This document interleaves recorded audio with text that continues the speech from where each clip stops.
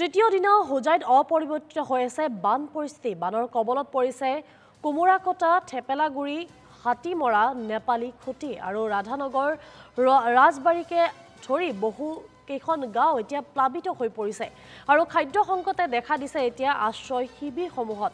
চৰকাৰ প্ৰশাসনে ৩ দিনৰ অন্তত যোগান ধৰিছে খাদ্য আৰু যেহেতু দেখিবলৈ পোৱা গৈছে বিভিন্ন প্ৰান্তত বানে এতিয়া সংঘাৰী ৰূপ ধাৰণ কৰা পৰিলক্ষিত হৈছে। এই দৃশ্য হৈছে হোজাইৰ বহু কেইখন গাঁও এতিয়া জলমগ্ন হৈ পৰিছে।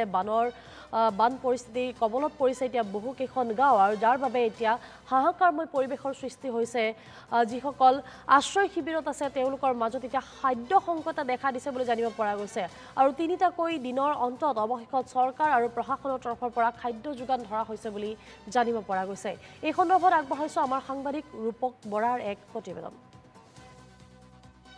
নিশ্চিতভাৱে কপিলী জলস্তৰ বৃদ্ধি পোৱাৰ লগে লগে আজি তৃতীয়টো দিনতো অপৰিৱৰ্তিত হৈ আছে হোজাই যি বান পৰিস্থিতি। আৰু আমি আকৌ দোহাৰিম যে কাৰ্বি লাংপিৰ বা খংডঙৰ গেটসমূহ খুলি দিয়াৰ পিছতেই হোজাইত বান অপৰিৱৰ্তিত হৈ পৰিল কপিলী জলস্তৰ বৃদ্ধি পোৱাত। হোজাই আমি যি স্থানত উপস্থিত আছোঁ সেয়া হৈছে ৰাধানগৰ। অকল ৰাধানগৰ বুলি নহয়, ৰাধানগৰ, ৰাজবাৰী, দক্ষিণ কেন্দ্ৰগুৰি, বেঙেনাআটি, কুমুৰাকটা, বিস্তীৰ্ণ অঞ্চল ইতিমধ্যে প্লাবিত হৈ পৰিছে আৰু কি জীৱকুল কি পশুকুল সকলোৰে ইতিমধ্যে বিলাই বিপত্তি নোহোৱা হৈছে। সতীৰ্থ কেমেৰা সহযোগী আমি যি স্থানত উপস্থিত আছোঁ এয়া হৈছে হোজাই যি ৰাধানগৰ। আৰু এই মুহূৰ্তত এটা ভাল খবৰটো আমি এইকাৰণে আমি দিম কাৰণ কিয়নো চৰকাৰীভাৱে যি খোৱা খাদ্য ইতিমধ্যে যোগান ধৰিছে জিলা প্ৰশাসনৰ তৰফৰ পৰা। আৰু আমি ইতিমধ্যে জনাইছোঁৱেই যে বিস্তীৰ্ণ অঞ্চল ইতিমধ্যে প্লাবিত হৈ পৰিছে আৰু এই সন্দৰ্ভত মই অকণ প্ৰতিক্ৰিয়াও ল'ম যে কোন স্থানত নিয়া হ'ব এই যিখিনি খাদ্য সামগ্ৰী চৰকাৰীভাৱে আহিছে, ক'ত নিয়া হ'ব বা কেনেধৰণৰ তেওঁলোকে ব্যৱস্থা কৰিছে কি জনাব আচলতে যি চৰকাৰীভাৱে যি সাহায্য আহিছে ক'ত নিয়া হ'ব আৰু কিমান পৰিমাণে দিয়া হ'ব? যোগীজান মৌজাৰ ৫ নম্বৰ লাটৰ যি বানপানী হয় সেই বানপানীত কৰি আমি ইয়াতে ৰাজবাৰী, শিৱপুৰ, পূব নবঙা, হাতীমৰা, নবঙা এইখিনিৰ ৰাজসাহায্য ৰাইজক ইয়াত আমি চমজাই দিওঁ। চৰকাৰীভাৱে দিয়া হৈছে? চৰকাৰীভাৱে আৰু দিয়াৰ আছেনে চান্স?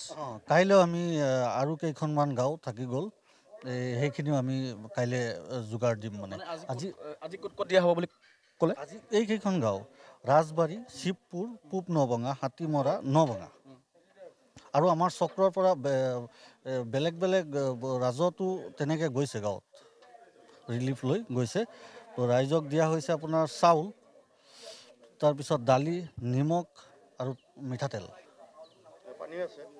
আৰু এটা কথা উল্লেখ কৰিম যে যিসকল ধৰি লওক আপোনাৰ ঘৰ দুৱাৰ ইতিমধ্যে কিছুমানৰ কাৰোবাৰ গুচি গৈছে, সেইখিনিৰ কাৰণে এনে চৰকাৰীভাৱে কিবা ব্যৱস্থা গ্ৰহণ কৰিছে নেকি? সেইটো আগৰে পৰা পৰম্পৰা চলি আছে। সেইটো আপোনাৰ যোনখিনি ডেমেজ হ'ল সেইখিনি আমি পৰ্যায়ক্ৰমে গাঁও প্ৰধানসকলক লগত লৈ আমি ভেৰিফিকেশ্যন কৰি সেইখিনি আমি জিলা উপায়ুক্তলৈ আমি প্ৰেৰণ কৰিম।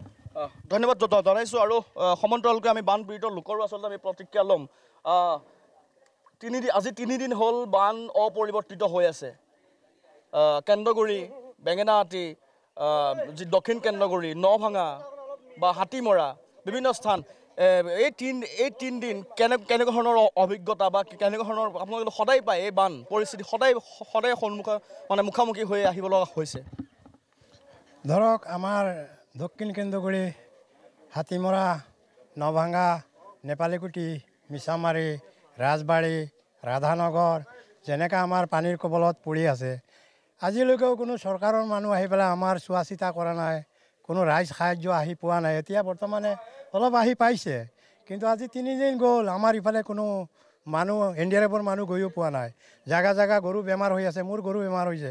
ইয়াৰ পৰা ডক্তৰ নাৱত নি পেলাই মই এতিয়া গৰু চিকিৎসা কৰি ডক্তৰৰ আনি পেলাই দিছোঁ, কিন্তু চৰকাৰৰ মানুহ কোনোজন গৈ পেলাই আমাৰ তাত পোৱা নাই। মানুহ ঘৰৰ আবদ্ধ হৈ আছে, শিবিৰত মানুহ ৰৈ আছে, কোনে গ'লে খবৰ পাতি নলয়। আমি চাং পাতি আছোঁ, কোনোবা গছতে চাং পাতি আছে, তেনেকুৱা ধৰণৰ হৈ আছে। কিন্তু আমি যেনেকৈ আছোঁ মাথাউৰি দিবলৈ আছিলে, কোনেও যোৱা নাই। আগতে আমাৰ সোণোৱাল ছাৰ আহিছিলে, কৈছিলে বোলে মাথাউৰি দিম, ক'ত মাথাউৰি দিব, আজিলৈকে একো কাম বন হোৱা নাই।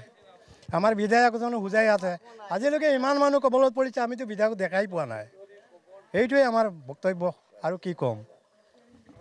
নিশ্চিতভাৱে কিছু আচলতে সততে বানপীড়িত লোকৰ অভিযোগ থাকিবই, কাৰণ কিয়নো আজি মই প্ৰথমেই উল্লেখ কৰিছোঁ যে আজি 3 দিন হৈ গ'ল অপৰিৱৰ্তিত বান, আৰু এই অপৰিৱৰ্তিত বানত কিন্তু সম্পূৰ্ণৰূপে হোজাই বিধ্বস্ত হৈ পৰিছে। আৰু আমি আকৌ উল্লেখ কৰিম যে হোজাই কেন্দ্ৰগুৰি, দক্ষিণ কেন্দ্ৰগুৰি, নভঙা, কোমোৰাকাটা, ৰাজবাৰী, থেপলাগুৰি বিস্তীৰ্ণ অঞ্চল ইতিমধ্যে বানত প্লাবিত হৈ পৰিছে। আৰু যদিও ৰাজ সাহায্য আজি 3 দিনৰ মূৰত আহিছে, কিন্তু অৱশ্যে জিলা আয়ুক্তগৰাকীৰ তত্ত্বাৱধানত বা মণ্ডলৰ যি তত্ত্বাৱধানত সেই